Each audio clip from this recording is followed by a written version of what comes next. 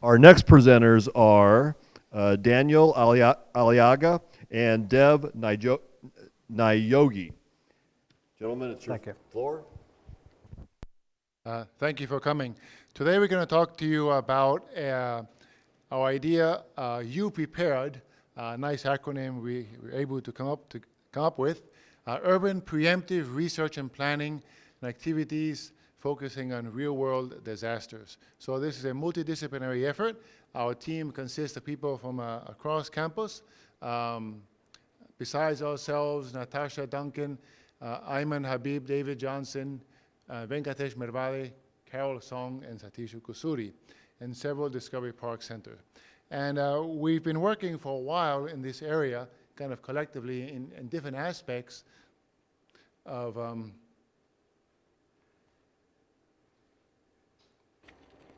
computer, next. Thank you. About different aspects of cities and how we deal with natural disasters and hazards. So cities, first of all, are very important locations, and they're well studied as being, in a sense, live organisms, and there is much research about the behaviors in cities. While some things seem chaotic, there is actually reasons to why things happen, except it's complicated. Furthermore, cities are places where a lot of creative thinking and innovation occurs over history that's proven itself, provides shared learning, space for knowledge growth, and they're also agents of social, cultural, and economic growth and development. Clearly, the big banks and finance and other things occur in cities. And most of the global GDP is, of course, located in cities. So without doubt, there are important things we want to make sure that they work over time. I think cities, no matter how we look at it, obviously are the places where we are seeing a lot of development. This is where technology has been essentially been tested and used for growing our economy and the whole cultural aspect. But this is exactly the place where things can go tremendously wrong if it is not used with the right technology and the use of technology in the setup. And that some examples of that could be what we are seeing with regards to urban flooding, something that has been going on dramatically. What was not happening about 30 years back, we had mostly river-based flooding, but urban flooding is perhaps now the #1 issue that is coming up with hazards across the globe, particularly in the US and other places that you might have seen with hurricanes and so forth. We also have issues that go on with just the uncontrolled sprawl that is happening with regards to we are doing urban planning exactly the way we were doing 50 years back. Are we going to be doing this 10 years from now in terms of how we set up the cities and the infrastructure that goes with it? And how do we build up from there? It has been essentially the places where we are seeing congestion. You definitely don't want to be that white car sitting in the middle of the traffic. But how do we help mobility in terms of all these aspects of the growth in the cities and the manner in which we can use technology going forward?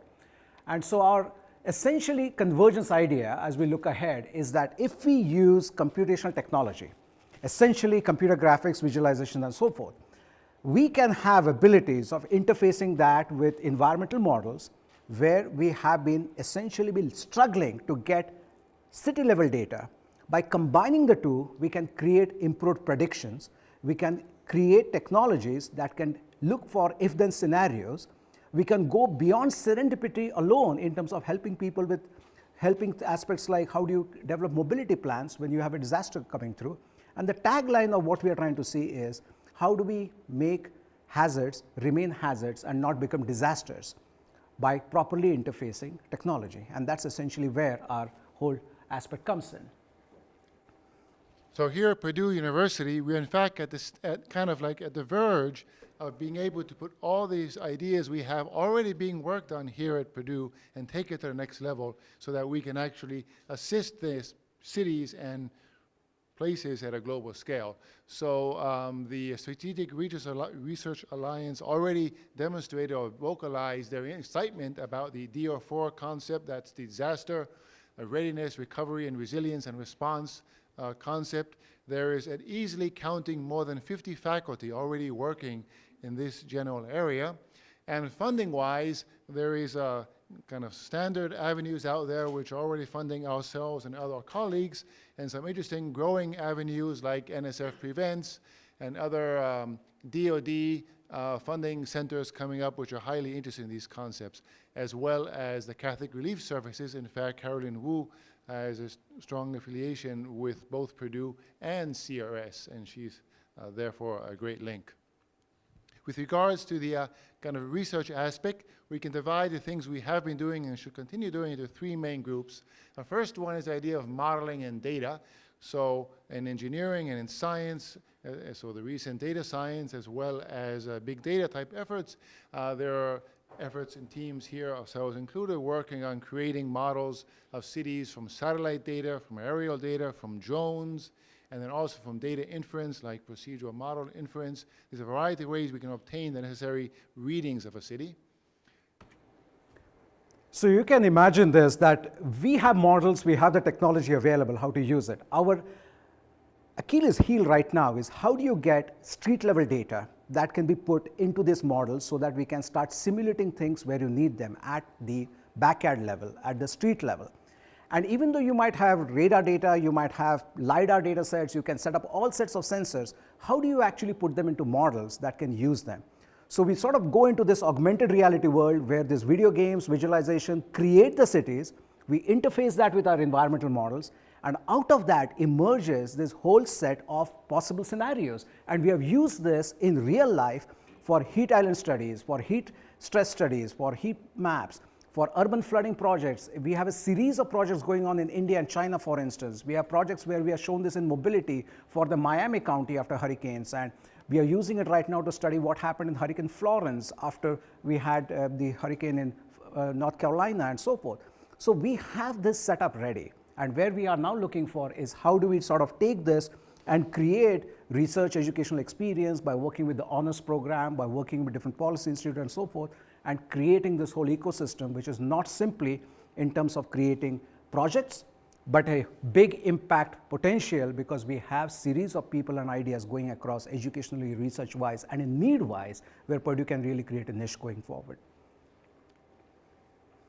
So at least a set of activities we are promoting to start with is, of course, have an internal to Purdue workshop as soon as possible. Get these people, entities together, have us see what we have, and then have an external workshop with people outside of Purdue to see what we're doing, where we should go, all within this You Prepared theme. There are already some initial alliances we've formed within Indiana and also globally through WoodUpt, an organization we are a member of, and we're contributing to about 100 cities worldwide. And of course, as Dev mentioned, the Solutions Lab to help with undergraduate education is at least some initial activities we would like to put forward. If you want to know more about what we're doing and what we would like to do, here's our emails. Thank you.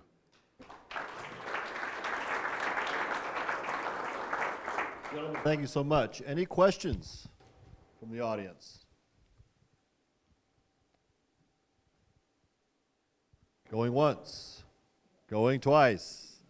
Gentlemen, thank you so much. Thank you. Thank you.